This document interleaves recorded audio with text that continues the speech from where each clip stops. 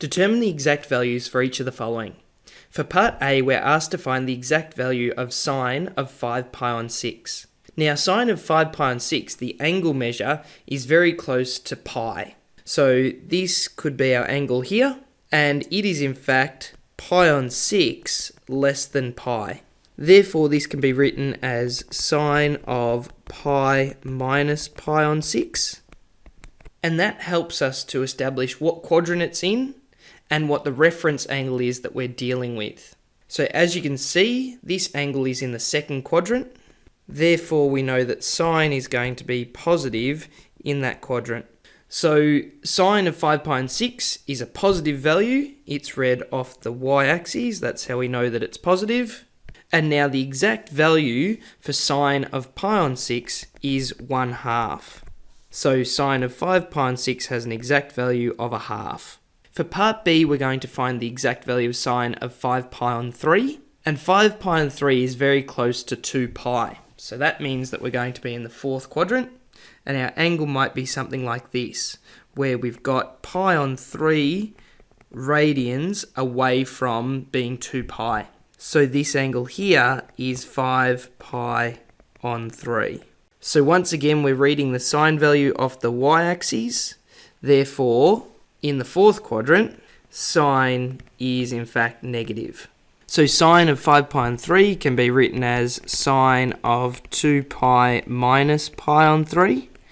So that means we're in the fourth quadrant where sine is negative, and the exact value for sine of pi on 3, that reference angle, we know is root 3 on 2. So it's negative root 3 on 2, and that is the exact value for sine of 5 pi on 3. For part C, we want to determine the exact value of cos of 7 pi on 4.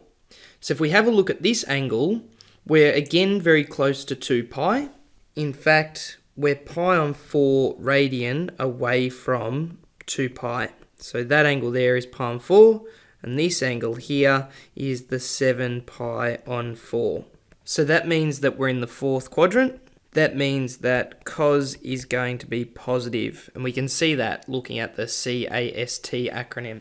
So cos of 7 pi on 4 can be written as cos of 2 pi minus pi on 4. And that means that the reference angle we're dealing with is pi on 4, which is an exact value that we know. So cos of pi on 4 is root 2 on 2, and as we're in the fourth quadrant, it's still positive. So that is the exact value of cos of 7 pi on 4. For part D, we're looking at cos of 4 pi on 3. So 4 pi on 3 is close to pi. So we are, in fact, pi plus pi on 3. So we're making this angle here, where that is pi and then plus pi on 3. So that's the 4 pi on 3 that we're dealing with. And this angle here is pi on 3. So this angle places us this time in the third quadrant. Therefore, cosine, as you can see, is going to be negative because it is read off the x-axis here. So cos of 4 pi on 3 can be written as cos of pi plus pi on 3. So this tells us that the reference angle we're interested in this time is pi on 3. And we know that cosine is going to be negative in the third quadrant. So this is going to equal negative. And the reference angle of pi on 3 corresponds to an exact value of 1/2 for cosine. So that is the exact value for cos of 4 pi on 3. For part E, we want to determine the exact value of tan of 7 pi on 6. So 7 pi on 6 is close to pi. So we're looking at this value here, where we are at pi plus pi on 6. So we can evaluate tan of 7 pi on 6 can be written as pi plus pi on 6.